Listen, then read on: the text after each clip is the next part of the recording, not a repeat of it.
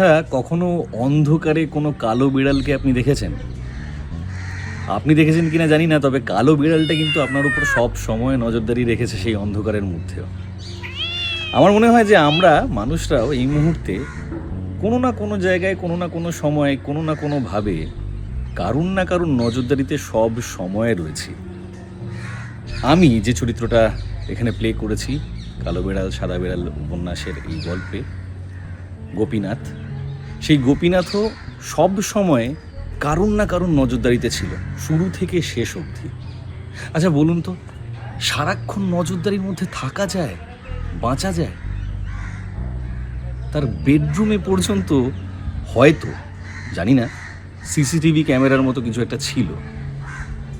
এরকম একটা নজরদারির মধ্যে যেখানে ব্যক্তিগত জীবনের সব কিছুই কারুর না কারুর কাছে পৌঁছে যাচ্ছে, কোনো প্রিভেসি থাকছে না, একটা দমবন্ধ করা পরিস্থিতির মধ্যে আমরা সবসময় কি চাইবো না যে একটু প্রাণ খুলে যেন বাঁচতে পারি, প্রাণ খুলে শ্বাস নিতে পারি?